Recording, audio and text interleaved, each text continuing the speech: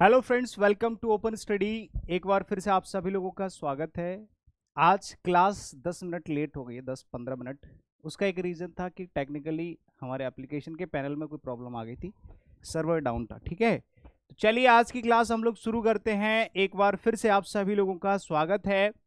मैं आपको बता देता हूँ कि दो क्लास आपकी चलती, मतलब ये जो कॉम्प्रिहेंशन की क्लास चलती है ये डेली शाम को 4 बजे चलती है, जिसमें एक दिन छोड़ के आप लोगों की क्लास होती है। एक बार फिर से आप सभी लोगों का स्वागत है। आज क्लास कॉम्प्रिहेंशन की एक दिन छोड़ के, मतलब एक दिन वोकैब एक दिन कॉम्प्रिहेंशन, ऐसे करके क्लास चलती है। ठीक है, तो कल वोकैब हुई थी, आज कॉम्प्रिहेंशन में क्लोज टेस्ट होगा, फिर उसके बाद कल वोकैबलरी होगी, फिर परसों क्लोज टेस्ट होगा, फिर कुछ क्लोज टेस्ट होने के बाद PQRS तो हो ही गए हैं कुछ क्लास आपकी। उसके बाद आप लोगों का RC भी होगा, फिर दोबारा से PQRS क्लोज टेस्ट RC सब कुछ होगा। ठीक है, हाँ, तो शुरू करते हैं। गुड इवनिंग भाई, सभी को गुड इवनिंग। और एक और बात बता दूं, आज शाम 7 बजे या फिर 10 बजे, 10 बजे एक अनाउंसमेंट होगा, क्योंकि हमारे यूट्यूब चैनल पर, ओपन स्टडी चैनल पर, ओपन स्टडी यूट्यूब चैनल पर एक छोटा सा परिवार जो है एक बन गया है, मतलब एक जो है कंप्लीट फिगर हो गया है 20,000 स्टूडेंट्स का। तो इसको हम लोग सेलिब्रेट करेंगे और कुछ सरप्राइजेस भी हैं, सरप्राइजेस हैं, कुछ लॉन्चिंग्स हैं छोटी मोटी, उनको मैं आप लोगों के साथ शेयर करूंगा। तो सभी लोग कहाँ मिलोगे मुझे? रात को 10 बजे यूट्यूब पर। ठीक है, सब लोग मिलकर सेलिब्रेट करेंगे। बाकी चलिए क्लास स्टार्ट करते हैं। कॉम्प्रिहेंशन प्रैक्टिस हो रही है, जिसमें क्लोज टेस्ट के क्वेश्चंस करा रहा हूँ। अच्छा, एक ही स्टूडेंट का कहना है कि सर जो है ग्रामर तो अच्छी पढ़ाते हैं, लेकिन जो कॉम्प्रिहेंशन होता है यानी कि क्लोज टेस्ट वगैरह, इसमें चीज़ें जो है सर सिखाते नहीं हैं। तो मैं आपको पहले ही बता दूं, अगर कोई ऐसा स्टूडेंट है आप में से, अगर कोई ऐसा है, किसी ने कमेंट किया था, तो मैं बता देता हूं। पहली बात तो कॉम्प्रिहेंशन, कॉम्प्रिहेंशन देखो, कॉम्प्रिहेंशन में क्या होता है, पहली चीज इसमें समझाना बहुत ज्यादा कुछ नहीं होता। समझाना, एक सेकंड का टाइम लूंगा बस, समझाना और सिखाना। इसमें समझाना और सिखाना बहुत ज्यादा नहीं होता, बहुत ज्यादा नहीं होता, सिर्फ 5 से 10% होता है। समझना, समझना और सीखना, समझना और सीखना ज्यादा होता है। कहने का मतलब ये होता है आपका 90%। तो इसमें जो समझना है वो किसको समझना है, मुझे या आपको? जो स्टूडेंट होगा उसी को तो समझना है, जो टीचर होगा उसको थोड़ा ना समझना है। तो कहने का मतलब इसमें समझाना सिखाना तो 5 से 10% है, बाकी 90% है समझना और सीखना, क्योंकि कॉम्प्रिहेंशन का हिंदी में मतलब ही समझना होता है, समझना। अगर कोई चीज लिखी हुई है उसको आप समझो, फिर उसका आंसर करो। कोई अगर आपसे पूछ रहा है, मैंने कहा कि मैं आपको एक कहानी सुनाऊंगा, फिर उसमें से मैं एक क्वेश्चन पूछूंगा, तो भाई कहानी मैं सुना के चला जाऊंगा, बट समझना आपको पड़ेगा। लेकिन ये डिपेंड करता है कि मैं आपको उस, या तीसरा व्यक्ति कोई है जो आपको सपोर्ट कर सकता है उस कहानी को नैरेट करने में, समझाने में, वो होता है 5 से 10% पार्ट। तो उसके लिए मैं हर क्लास में स्टार्टिंग में कुछ ना कुछ बताता हूं। जैसे यहाँ पर लिखा है what we need to tackle a cloze test. एक क्लोज टेस्ट अगर आपको सॉल्व करना है तो किन किन चीज़ों की जरूरत होती है, मतलब 90% वाला जो पार्ट है जिसको आप समझना और सीखना कह रहे हो, इसके लिए आपके पास क्या क्या चीज़ें होनी चाहिए। उसके लिए मैं आपको ऑलरेडी बता चुका हूं कि पहली चीज़ रीडिंग सेंस आपके अंदर होना चाहिए। अब अगर आप डेली बेसिस पर रीड करते हो, इसमें मैं तो हेल्प नहीं कर सकता, आप डेली रीड करो ना। अगर आप मेरे पास ऑफलाइन होते तो हो सकता है कि मैं आप लोगों को उंगली पकड़ के चलना सिखा देता, रीड करना सिखा देता, लेकिन वो तो आपका काम है। रेगुलर बेस रीड करो, थोड़ा करो, 10-20 मिनट, आधे घंटे करो, डेली डेली रखो, रेगुलर रखो, तो आप रीडिंग सेंस आपके अंदर आ जाएगा, रीडिंग करने का तरीका, फिर उसको समझने का तरीका भी आ जाएगा। ग्रामर के कॉन्सेप्ट्स जो मैं आपको डेली सिखाता हूँ, ये आपको पता होने चाहिए। वोकैबलरी आपको याद होनी चाहिए, वोकैब और ग्रामर में दोनों कराता ही हूँ। रीडिंग सेंस आपको खुद से डेवलप करना पड़ेगा। बाकी चीज़ें क्लियर। अब इसमें कुछ पॉइंट्स होते हैं जो मैं आपको हर क्लास के स्टार्टिंग में बताता हूं। जैसे मैंने कहा, कभी भी क्लोज टेस्ट हो या रीडिंग कॉम्प्रिहेंशन, पूरा और केयरफुली मत पढ़ो। हाँ, सीखते समय जरूर पढ़ना है, लेकिन क्वेश्चन सॉल्व जब आप एग्जामिनेशन हॉल में बैठे होंगे वहां पर ऐसा नहीं करना। यहाँ तो आप सीख रहे हो, समझ रहे हो, तो बहुत प्यार से, भले ही 1 घंटे में आप एक ही क्लोज टेस्ट सॉल्व करो, लेकिन हर एक चीज को अच्छे से समझो। लेकिन एग्जामिनेशन जब आप देने जाते हो, एग्जामिनेशन हॉल में बैठे होते हो, तो वहां पर आपको बहुत ज्यादा टाइम सिर्फ रीड करने में नहीं निकालना है, ये मैं कहना चाहता हूं। तो आप रफली पढ़ के आंखों से पढ़ना सीखो पैसेज को, यानी कि जल्दी जल्दी पढ़ो उसका सेंस समझो और उन फ्रेजेस को लिंक करो आपस में, जो भी उसमें फ्रेजेस दे रखे होते हैं जैसे ब्लैंक दे रखे हैं उनको लिंक करो। उसमें से कुछ जो है पैसेज जो भी लिखा हुआ है उसकी टोनिंग समझो, टोन क्या कहती है कि ये नेगेटिवली बात कर रहा है किसी टॉपिक पर, पॉजिटिवली बात कर रहा है, या इस पूरे पैसेज का सेंस क्या है, किस टॉपिक पर ये पैसेज, इसकी थीम क्या है, थीम क्या है कैसे पता चलेगा। जैसे अगर कोई बात कर रहा है कोरोना वायरस पे तो कोरोना वायरस पैंडेमिक इसकी थीम हो गई। कोई बात कर रहा है किसी जो है रेलवे ट्रैक की, जैसे कि अभी 2-3 cloze taste different different shifts में एसएससी सीएचएल 2021 में पूछे गए हैं, उनकी एक ही पैराग्राफ में से 3-4 क्लोज टेस्ट बना दिए उसने अलग अलग, ठीक है। हाँ, हीरो की नगरी पन्ना मध्य प्रदेश से जादव सर के चरण स्पर्श। अरे भाई राधे कृष्णा भाई, सभी को नमस्कार, ठीक है। इंपॉर्टेंट इंफॉर्मेशन में कुछ नहीं है, उसमें कुछ नहीं है, उसमें एक वो थी क्लास थी जो वीडियो कॉल के द्वारा मैंने आप लोगों को टीचर्स डे पर जो एक सेशन हुआ था वो था, तो वो डिलीट हो गया अपने आप, ठीक है। गो विद स्पेसिफिक कीवर्ड, ये आपको जरूरी होते हैं, कीवर्ड्स आप लोगों को पता करने होते हैं कि ये वाला कीवर्ड है इसी वजह से। अब ये जो ज़्यादातर काम करता है ये आपका आरसी में काम करता है, क्लोज टेस्ट में बहुत ज़्यादा इसके यूज नहीं होते। एलिमिनेशन तो ये आपको करना ही पड़ता है भाई, ऑप्शंस को एलिमिनेट करना सीख जाओगे। जैसे मैंने कहा कि मान लो 4 ऑप्शन में 2 में बी है स्टार्टिंग में, एक में ए है, एक में सी है, तो 99%, 99 नहीं तो 90% तक इन दोनों में से कोई का आंसर होगा, इसमें से 10% आंसर होगा।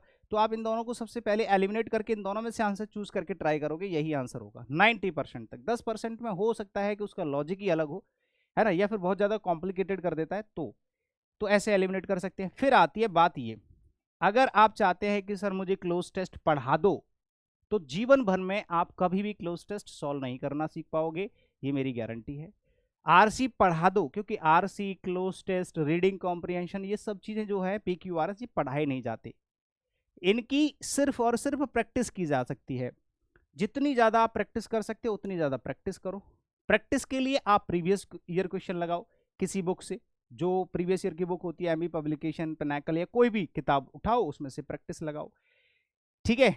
और डेली मैं आपको क्या करा रहा हूं, प्रैक्टिस करा रहा हूं। ये आपके कुछ पॉइंट्स हैं जो हर क्लास के शुरुआत में मैं बताता हूं। अब चलते हैं सीधे प्रैक्टिस की तरफ। कुछ क्वेश्चंस आप लोगों के सामने हैं, अगर किसी को चाय पीनी है तो पी लो, ठीक है। फटाफट से आप मुझे जवाब देते चलो, जल्दी से बताओ।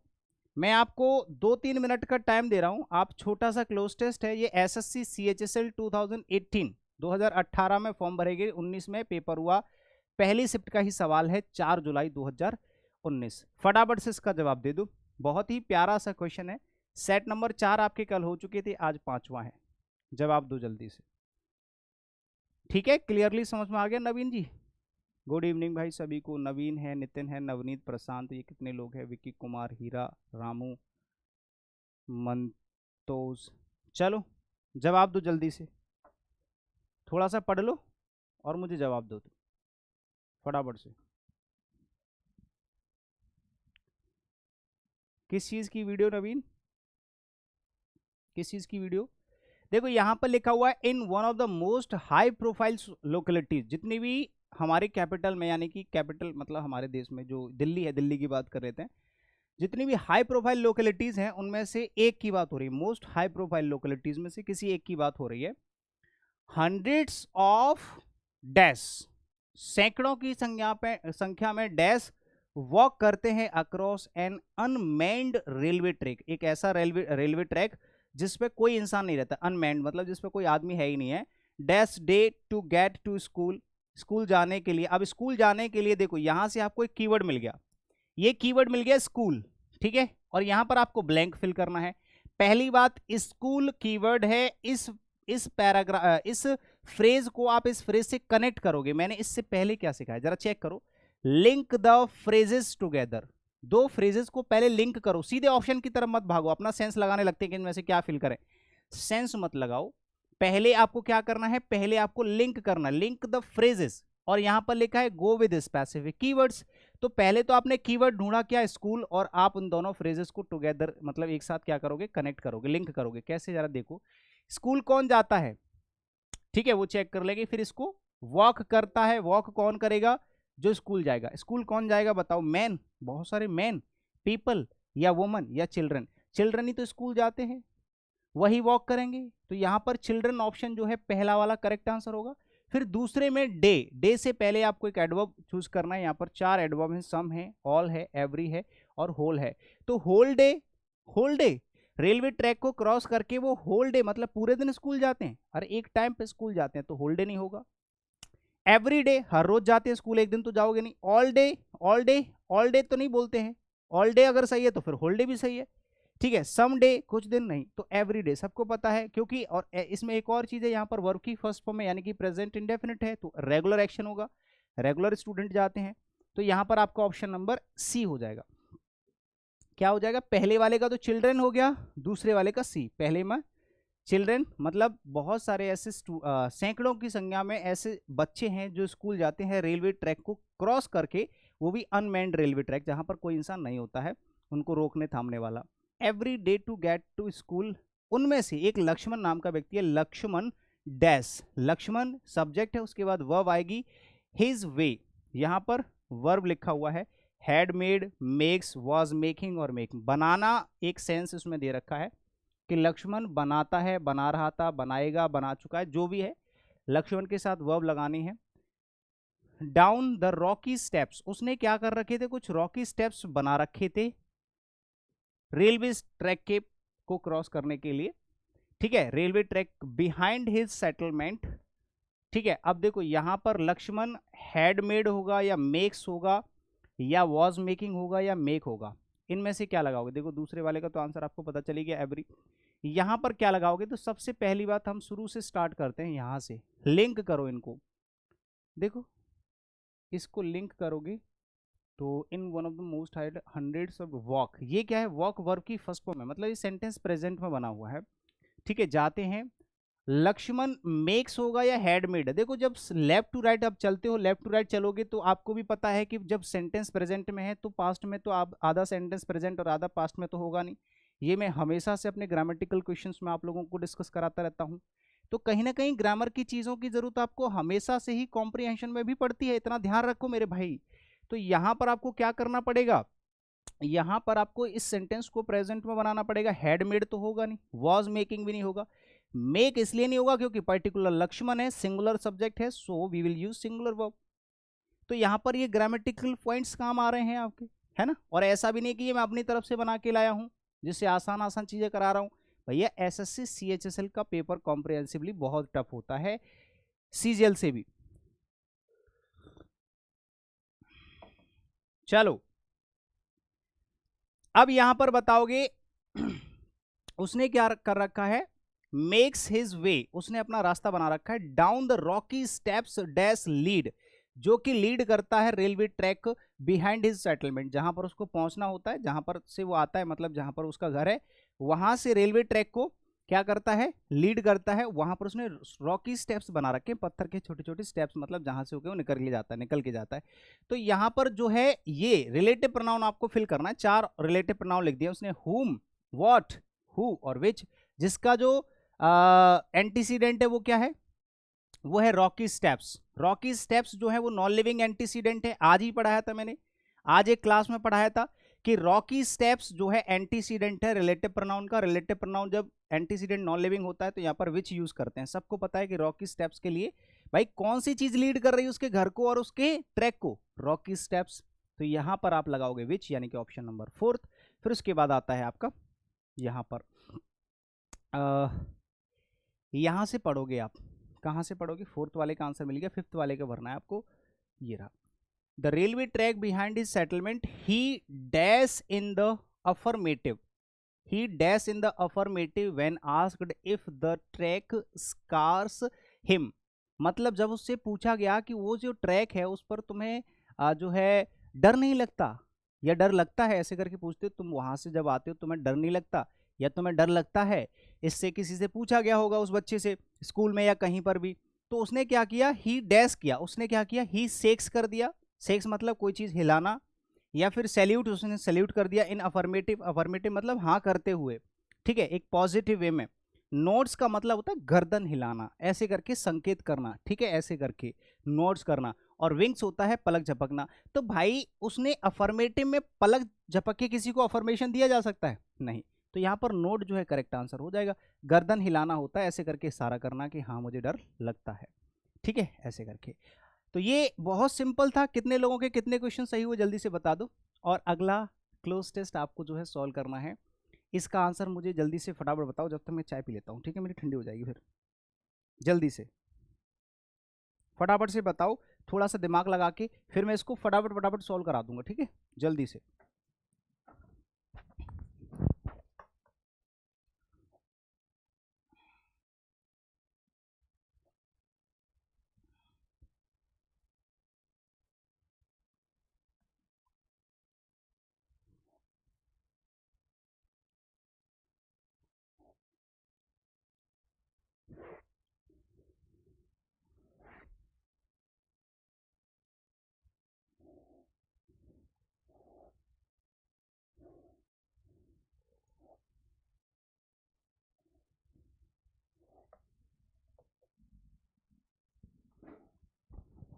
देखो, एक तो तुम लोग बहुत बेकार इंसान हो। देखो नोड की स्पेलिंग साफ साफ उसमें लिखी हुई है, नो, NOD, और उसमें एस लगा दिया वर्ब में। फिर भी देखते हुए भी नोड को ऐसे लिख रहे हो, अपना अलग से तर्क लगा के। गलत मत लिखा करो यार। देखो यहां पर कह रहा है Spain and Italy have produced, Italy और स्पेन ने प्रोड्यूस किया, क्या प्रोड्यूस किया? द डैश पेंटर्स, इस तरह के पेंटर्स। मतलब नाउन को एडजेक्टिव क्वालिफाई करेगा, बट एडजेक्टिव की अलग अलग डिग्री दे रखी है। Greater comparative degree, greatest superlative degree, मोर ग्रेटर तो गलत हो जाएगा क्योंकि यहां भी कंपैरेटिव यहां भी कंपैरेटिव, दो कंपैरेटिव एक साथ एक ही नाउन के लिए नहीं यूज करते। ग्रेट तो ग्रेट होता है positive degree. Positive degree as या सो एज के बीच में लिखी जाती है, ये आप लोगों को पता होगा। ये ग्रामेटिकल पॉइंट्स होते हैं, एडजेक्टिव टॉपिक में पढ़ाए जाते हैं। ग्रेटेस्ट जो होता है ये सुपरलेटिव डिग्री है, जिससे पहले द का यूज होता है, जो कि ऑलरेडी लगा हुआ है, तो आपको पता है यहां पर ग्रेटेस्ट हो जाएगा। मतलब इटली और स्पेन में सबसे ज्यादा पेंटर्स और स्कल्पचर पाए जाते हैं। स्कल्पटर का मतलब जानते हो? ये मूर्तिकार होते हैं जो मूर्ति बनाते हैं, मूर्तिकार, ठीक है। और इनको जानते हो, ये होते हैं आपके पेंटर्स जो अच्छी अच्छी पेंटिंग्स बनाते हैं। कहां पर पाए जाते हैं? सबसे ज्यादा निकलते हैं स्पेन में और इटली में। उसके बाद बढ़ते हैं बिकॉज, क्योंकि dash fine arts appeal that, एक पर्टिकुलर, अगर आर्ट की बात करेंगे तब तो दैट लगा सकते हो, लेकिन यहां पर आर्ट्स जो है प्लूरल है, तो दैट तो आ नहीं सकता, दिस भी नहीं आ सकता, वॉट आएगा नहीं क्योंकि रिलेटिव प्रोनाउन है। वॉट फाइन आर्ट्स अपील मोर, जब यहां पर वो कह रहा है कि अपील करती है बहुत ज्यादा, इससे भी ज्यादा, तो कहने का मतलब दीज आर्ट्स, ठीक है। इसके बाद भी नाउन जो है सिंगुलर आता है, वॉट के बाद में भी नाउन सिंगुलर आता है, याद रखना, सॉरी वर्ब सिंगुलर आती है, इसके बाद ये खुद नाउन है अपने आप में, तो इसको आप यूज ही नहीं करोगे। वॉट का कोई सेंस यहाँ पर लॉजिकल है ही नहीं है, तो आप कहोगे कि दीज फाइन आर्ट्स, क्योंकि ये जो फाइन आर्ट्स होती हैं, ये जो अच्छी अच्छी कला होती हैं, जैसे स्कल्पटर हो गए, पेंटर्स हो गए, ये अपील करती हैं मोर, ज्यादा, मोर कंपेरेटिव डिग्री, और उसके साथ देन आ गया। तो जब आगे लिखा हुआ है टू द इंटेलेक्ट, यहां पर इंटेलेक्ट का मतलब होता है मानसिक शक्ति, जो मानसिक जो शक्ति है उससे ज्यादा, ठीक है। क्रिएशन, एम्बिशन, सिचुएशन या इमेजिनेशन, बताओ। मतलब यहां पर टू द डैश लिखना है, देन टू द इंटेलेक्ट, इससे ज्यादा ये, तो आप बताओगे कि ये जो फाइन आर्ट्स होती हैं ये अपील करती हैं more to the dash than to the intellect. बताओ, तो मोर क्रिएशन करोगे, मोर एम्बिशन करोगे, क्रिएशन मतलब बनावट, एम्बिशन मतलब महत्वाकांक्षा, एम्बिशन जो आपका एम्बिशन होता है, ठीक है, आप बोल सकते हैं पेशा, सिचुएशन स्थिति या इमेजिनेशन। तो मेरे हिसाब से इमेजिनेशन होना चाहिए। वो कह रहा है कि ये जो फाइन आर्ट होती हैं ये ज्यादा इमेजिनेशन करती हैं, ये अपील करती हैं ज्यादा इमेजिनेशन इंटेलेक्चुअल से ज्यादा, मतलब हाँ, जो आपकी मानसिक शक्ति है इससे ज्यादा जो इमेजिनेशन जो है अपील करती है। मतलब इनसे ऐसे पता चलता है, आप इमेजिन कर पाते हो, अच्छा ऐसे हुआ होगा, ऐसे हुआ होगा, अच्छा ऐसे करके एक पिक्चर से आप क्या करते हो, पूरी उसके अंदर की कहानी को समझ लेते हैं, पूरे इतिहास को समझ लेते हैं। जैसे मान लो एक फोटो यहाँ पर लगा दी जाए, एक जटिल सी, तो उसमें आपको समझाया जाता है कि ये पिक्चर कहाँ से आई, इसमें आपको क्या दिख रहा है, इसका मतलब क्या है, ये सब बताया जाता है, ठीक है। तो imagination is the correct answer for the blank number 3। These countries have, ये जो कंट्री है, these countries have dash few. अब यहां पर देखो ये जो कंट्री है इनके अंदर, यहां पर देखो पूरे आगे वाले फ्रेज को भी पढ़ लेना तभी आंसर कर पाओगे। Man of science in comparison dash artist and poets. पहली बात, इस देश में यानी कि इन दोनों कंट्रीज की बात हो रही है कि आर्टिस्ट और पोइट्स से भी ज्यादा इनके कंपैरिजन में उनसे बहुत कम लोग, बहुत कम, वेरी फ्यू का मतलब बहुत कम लोग साइंस के पाए जाते हैं। पाए जाने का मतलब है कि इसके अंदर ज्यादा लोग उलझते नहीं है। जैसे हमारे देश में क्या होता है, सब लोग पीछे भाग रहे होते हैं, कोई यूपीएससी की तैयारी कर रहा है, कोई किसी की कर रहा है, कोई इंजीनियर बनना चाहता है, कोई कुछ किसी को बोल दो पेंटर बन जा, भाई नहीं बनेगा। किसी को बोल दो कि तू जो है कुछ भी कर ले, एडिशनल बहुत सारे कोर्सेज होते हैं, नहीं करते लोग। उन्हें सिर्फ एक सेफ और सिक्योर और अच्छी जो सोसाइटी वाली जॉब होती है वो चाहिए होती है, उनके पीछे भाग रहे हैं। लेकिन इन कंट्रीज में ऐसा नहीं होता है। दीज कंट्रीज है परप्लेक्स्ड वेरी फ्यू। परप्लेक्स मतलब उलझे हुए लोग जो होते हैं ना, इसमें बहुत ज़्यादा लोग साइंस वाले या किसी भी इस फील्ड में नहीं उलझते हैं, फालतू की जॉब वॉब करने में नहीं जाते। वो लोग सीधे अपने ऊपर ध्यान देते हैं, अपने ऊपर काम करते हैं। तो परप्लेक्स्ड का मतलब होता है चीज़ों में उलझना, ठीक है। वैसे तो परप्लेक्स का मतलब होता है आश्चर्यचकित होना, अचंभा हो जाना, लेकिन परप्लेक्स का मतलब होता है कॉम्प्लिकेटेड, ठीक है। और कंपैरिजन के साथ वैसे टू लगाते हैं, कंपैरिजन इन कंपैरिजन ऑफ भी लगा देते हैं, ठीक है। लेकिन ऑफ यहाँ पर है भी नहीं है पूरे में, तो टू लगाएंगे। कंपैरिजन टू होता है किसी चीज़ का जब आप कंपैरिजन करते हैं, वहाँ पर आर्टिस्ट और पोइट के कंपैरिजन में बहुत कम लोग आपको साइंस के मिलेंगे। सिंपल सी बात है। कितने लोगों के सारे सही हैं, एक बार कमेंट करके मुझे डालना। कितने ऐसे स्टूडेंट्स हैं, कितने ऐसे स्टूडेंट्स हैं जिनके सारे के सारे सही हैं, 5 के 5? क्योंकि बहुत ही ईजी, एक तरीके से आप यूँ कह सकते हैं, बहुत ही ईजी जो है आपका क्लोज टेस्ट था, ठीक है।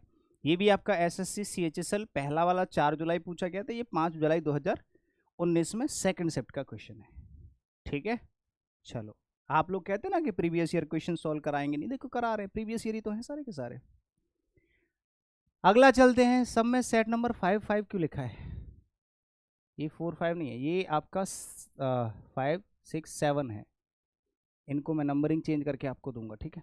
चलो, एक और है एसएससी सीएचएसएल 5 जुलाई 2019 इवनिंग शिफ्ट। इसको थोड़ा सा आंखों से पढ़ो, जैसे नज़रों से आप लोग किसी चीज़ को पढ़ लेते हो, ऐसी नज़रों से क्लोज टेस्ट को पढ़ो और इसका आंसर कर दो, ठीक है। सबका 4 से कम किसी के नहीं, ज़्यादातर लोगों के 4 हैं, कुछ के 5 भी हैं, मतलब ज़्यादातर लोगों की 5 हैं, कुछ के 4 हैं। अच्छा लगा सुन के। चलो, अब एक और क्लोज टेस्ट आपके सामने है, इसको सॉल्व करो। My grandmother is the genealogist of the family, see dash records of birth dash marriages and divorces. She takes the job dash seriously.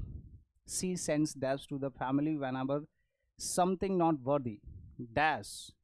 We recently had a bulletin about the dash of a relative who bequeathed his antique furniture of his descendants. देखो, बहुत प्यारा सा और बहुत ही normal सा आपका cloze test है, simplest आप इसको बोल सकते हैं। हमारे घर में एक दादी जी हैं, वो एक तरीके से जेनोलॉजिस्ट हैं। जेनोलॉजिस्ट का मतलब होता है, जेनोलॉजिस्ट जनरेशन से रिलेटेड, उनको हर जनरेशन की जानकारी है, मतलब वो हर जनरेशन की जानकारी रखते हैं कि कौन के घर में, किसके घर में कौन से आदमी का, मतलब सारी जानकारी है, कौन से घर में क्या है, किन के यहाँ क्या हो रहा है, अपने यहाँ क्या हो रहा है, किसका जन्म कब हुआ, किसकी शादी कब हुई, ये सब चीज़ों की जानकारी रखती हैं। तो कहने का मतलब जेनेलॉजिस्ट मतलब होता है वंशावली से रिलेटेड, ठीक है। ये आपका वन वर्ड में भी पूछा जा सकता है, ठीक है। हाँ, one who records of birth deaths और मैरिजेस एंड डाइवोर्सेस इज कॉल्ड, तो आगे ऑप्शन में दिल लिखे होंगे तो आपको जेनेलॉजिस्ट लिखना पड़ेगा, ठीक है। स्पेलिंग भी याद रखना, हो सकता है स्पेलिंग टेस्ट में ये क्वेश्चन पूछ ले। अब आगे चलते हैं, सी वो मतलब ग्रैंड मदर, यहाँ पर तो पहले इसको फिल करते हैं। सी डैश, वो क्या करती हैं, वो प्रमोट करती हैं रिकॉर्ड्स को, या प्रोड्यूस करती हैं रिकॉर्ड्स को, या स्प्रेड करती हैं, फैलाती हैं, मेंटेन करती हैं। वो मेंटेन करती होंगी ना ऑब्वियसली भाई, वो सारे के सारे रिकॉर्ड्स को मेंटेन करके रखती हैं कि भाई किसका बर्थ कब हुआ, किसकी डेथ कब हुई, ऐसे करके। अच्छा, उसके बाद यहाँ पर लिखा हुआ है सी टेक्स, वो लेती हैं द जॉब, अपने काम को, डैश सीरियसली, किस तरह का seriously, quick seriously, quick seriously या क्विट, क्विट मतलब छोड़ देना, ये तो होगा ही नहीं। क्विक सीरियसली या क्वाइट सीरियसली या क्वाइट। तो देखो ये बहुत प्यारा सा ये यहाँ से आपका क्वेश्चन बन जाता है। QUITE और QUIET, इन दोनों वर्ड में क्या फ़र्क है? इन दोनों वर्ड में अगर आप फ़र्क देखोगे, बड़ा प्यारा सा क्वेश्चन है। यहाँ पर टी के बाद ई है, यहाँ पर टी के पहले ई है, तो आपको इस ई को ही टारगेट करना है। और इससे मैं आपको ट्रिक बता देता हूँ जिससे जीवन में कभी नहीं भूलोगे। मैं तो अभी तक नहीं भूला। इसी ट्रिक से इन दोनों वर्ड का डिफ्रेंसिएशन जो है उसको एक ट्रिक से याद कर लेते हैं, कभी नहीं भूलोगे जीवन में, पूरे जीवन में कभी नहीं। मुझे अभी तक याद है और आगे भी रहेगा। ई को टारगेट करो, अगर ई बाद में है तो बाद में कंप्लीट, इसका मतलब होता है कंप्लीट, ठीक है। और पहले है तो इसका मतलब होता है चुप, चुप यानी कि साइलेंट, चुपचाप। क्वाइट मतलब कीप क्वाइट बोलते हैं, पहले चुप हो जाओ। अगर ई बाद में आ रहा है तो इसका मतलब होता है कंप्लीटली, वैसे इसका मीनिंग कंप्लीटली होता है, ठीक है, कंप्लीटली यानी कि 100%। अब आप मेरे से कह रहे हो आपका सिलेबस कंप्लीट नहीं हुआ है, लेकिन आप मेरे से बार बार बोले जा रहे हो कि सर मैं अपना सिलेबस 2 महीने में कंप्लीटली पढ़ लूँगा, कंप्लीटली पढ़ लूँगा, कंप्लीटली पढ़ लूँगा, 1 महीने में कंप्लीटली पढ़ लूँगा, कंप्लीट कर लूँगा, कंप्लीट कर लूँगा, कंप्लीट। मैंने कहा पहले चुप हो जा। क्या कहा? पहले चुप हो जा, बाद में सिलेबस कंप्लीट करिए। बके जा रहा है ऐसे, तो मैंने कह दिया पहले चुप हो जा। बोलो मेरे साथ, पहले चुप, बाद में कंप्लीट करियो।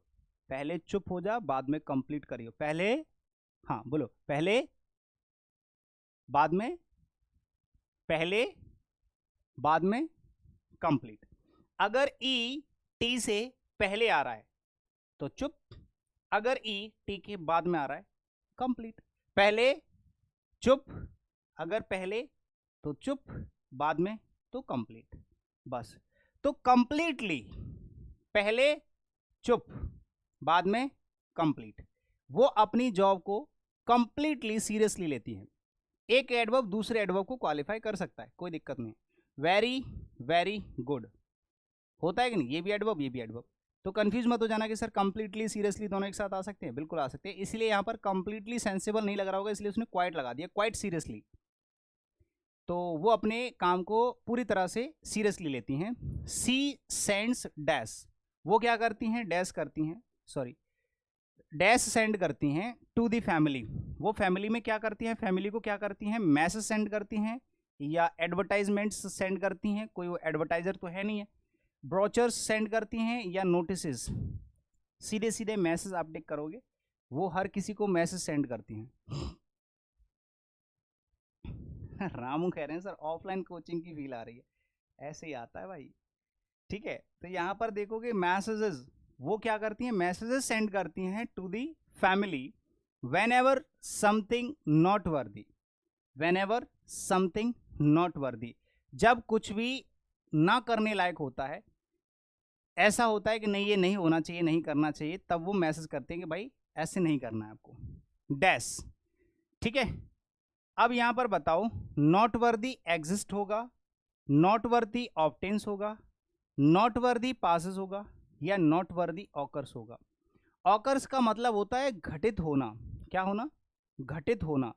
जब कोई घटना घटती है और वो घटना कैसी है? नॉट वर्दी है। नॉट वर्दी मतलब जो लायक नहीं है, लायक नहीं है मतलब नालायक है भाई, ऐसा नहीं होना चाहिए था, ऐसा नहीं करना चाहिए था। तो ऐसी चीजें जब घटित होती हैं जो होने लायक नहीं है या करने लायक नहीं है, तब वो क्या करती हैं? अपनी फैमिली को या फैमिली को क्या करती हैं? मैसेज करती हैं कि ऐसा नहीं करना है, ठीक है। तो यहां पर हो जाएगा नॉट वर्दी ऑकर्स, जब भी कुछ ऐसी घटनाएं होती हैं जो नहीं होनी चाहिए, जो लायक नहीं है। चलो अब आगे बढ़ते हैं। We recently had a bulletin. Bulletin एक वन वर्ड, एक वर्ड है, एक वोकेबलरी का वर्ड है जिसको सभी लोगों को अपनी नोटबुक में नोट डाउन करना चाहिए। बुलेटिन का मतलब होता है एक समाचार पत्र, एक एक कार्ड आता है आपके पास, एक पत्र आता है छोटा सा, उसमें कुछ लिखा होता है।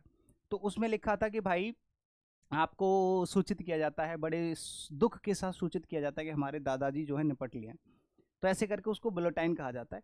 About the dash of a relative, किसी एक रिलेटिव की डैश का बुलेटिन आया। डैश का मतलब डिमोलिशन। डिमोलिशन मतलब जानते हो, तबाही। तो किसी की तबाही हो गई है, किसी रिलेटिव की तबाही तो नहीं होगी। डिस्ट्रक्शन मतलब जब कंस्ट्रक्शन होता है तब डिस्ट्रक्शन होता है, यानी कि किसी चीज़ को आप बिल्डअप कर रहे हो, निर्माण कर रहे हो, फिर उसको तबाह कर दिया गया, तो उसको डिस्ट्रक्शन कहा जाता है। जैसे बिल्डिंग्स के लिए स्पेशली यूज़ किया जाता है डिस्ट्रक्शन, मतलब डिस्ट्रॉय करना, बर्बाद करना। डिमिस होता है मृत्यु, डेथ कार्ड आता है ना, एक शोक संदेश जो आता है। और डैमेज होता है किसी चीज़ को डैमेज करना, उसको क्षतिग्रस्त करना। ठीक है, तो यहाँ पर ऑप्शन नंबर सी, किसी एक रिलेटिव का हमारे पास एक बुलेटिन आया। ठीक है, हु बिक्वेथेड। बिक्वेथ एक मोस्ट इंपॉर्टेंट वर्ड है, इंपॉर्टेंट वोकेबलरी का वर्ड हो जाएगा जो आपके काम आ सकता है, इसको लिख लेना। बिक्वेथ करना होता है अपनी वसीयत किसी के नाम कर देना, अपने पास जो भी कुछ है उसको किसी के नाम कर देना। तो उस व्यक्ति ने बिक्वेथ कर दिया है हिज एंटिक। एंटिक मतलब प्राचीन, एंटीक, एंटीक मतलब प्राचीन फर्नीचर, बहुत पुराना फर्नीचर था उनके पास। उस फर्नीचर को अपने डिसेंडेंट्स, जो आने वाले वंशज हैं, मतलब वंशज मतलब वंशावली, जो अपने आने वाले हैं, जो निर्भर होते हैं, जो नीचे वाले लोग होते हैं। जैसे अब हमने अपने बेटों को, दादाजी ने अपने बेटों को कुछ दे दिया, तो उसको कहते हैं डिसेंडेंट्स, मतलब छोटे लोग। डिसेंडिंग ऑर्डर, असेंडिंग ऑर्डर सुना होगा। डिसेंड मतलब घटते हुए, अपने से नीचे वाले लोगों को बिक्वेथ करना। कहने का मतलब ये क्लोज टेस्ट आप लोगों को बढ़िया से क्लियरली समझ में आ गया होगा, प्रैक्टिस भी कर लिया होगा। चलिए अब आगे चलते हैं नेक्स्ट। एक और देखो भाई, एज द रेन्स रिसीडेड। चलो इसको तुम पढ़ो पहले, फिर मुझे बताना। 1-2 मिनट का टाइम दे रहा हूँ, 2 मिनट में पूरा पढ़ के फटाफट से आंसर सेलेक्ट कर लो कि मुझे ये लगाना है, मुझे ये लगाना है। मैं एक तरफ हो जाता हूँ जल्दी से। देख तो रहा होगा पूरा का पूरा, फटाफट से देख लो।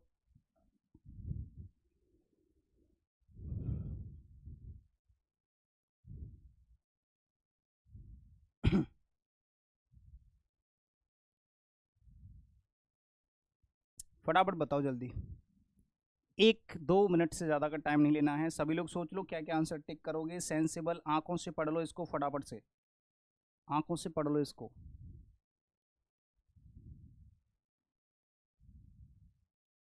पढ़ लिया?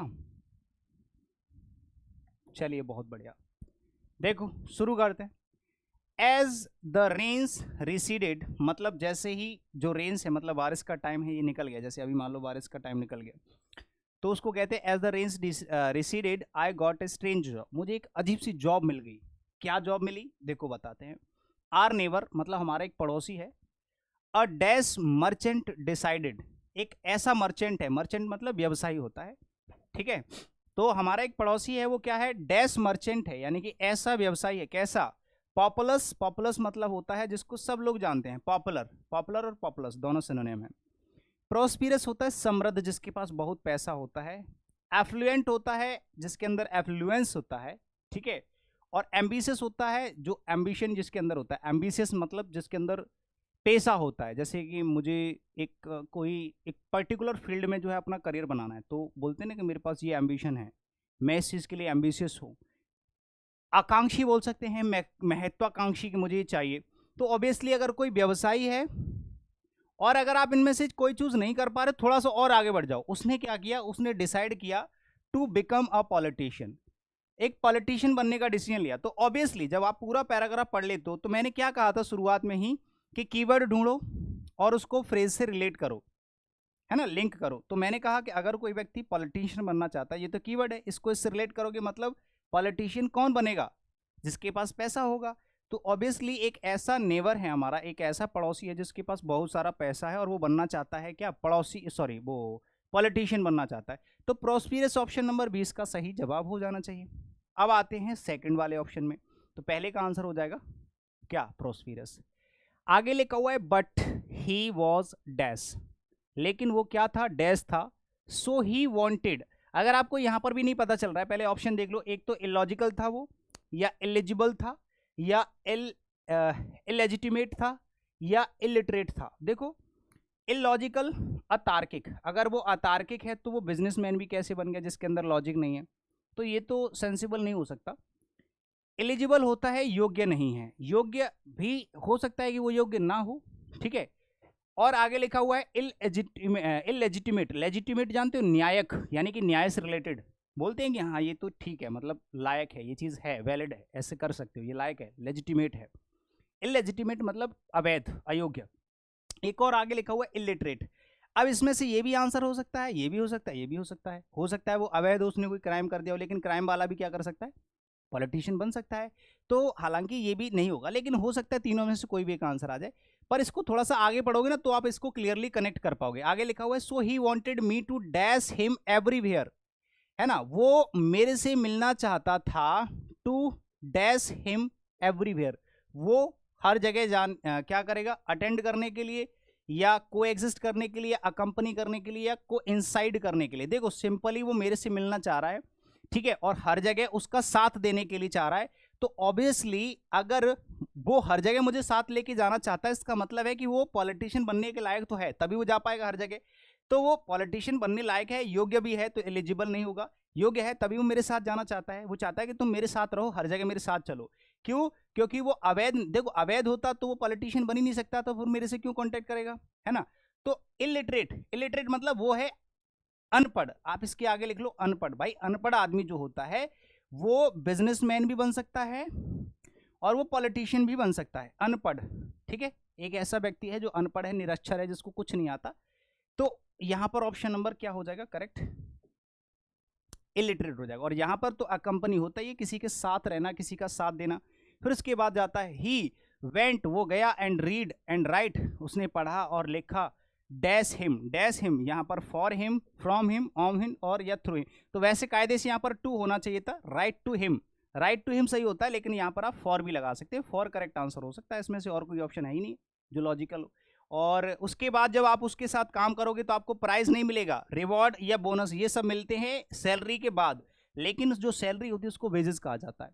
तो पहले आपको पैसा मिलेगा ना आपको काम करने का, कि बोनस तो बाद में मिलेगा, जब आपको सैलरी मिलेगी उसके साथ साथ बोनस मिलेगा। तो कहने का मतलब ऑप्शन नंबर ए इसका सही जवाब हो जाना है। तो कितने ऐसे लोग हैं जिनका इस वाले क्वेश्चन में भी 5 में से 5 स्कोर है, जल्दी से मुझे भेज देना फटाफट एक बार। और आज की क्लास हम लोग यहीं तक रखते हैं। उम्मीद है कि आज की क्लास एकदम आपको कॉन्सेप्चुअल भी लगी होगी और प्रैक्टिकल भी लगी होगी, मतलब आपने प्रैक्टिस भी कर ली, साथ के साथ मैंने आपको क्लोज टेस्ट में कुछ चीज़ें सिखाई भी हैं। तो उम्मीद है कि आज की क्लास आपको बहुत अच्छी लगी होगी। इसी उम्मीद के साथ क्लास को यहीं पर समाप्त करते हैं, कल मिलते हैं कुछ बढ़िया सा लेकर, तब तक के लिए बाय बाय, टेक केयर, जय हिंद।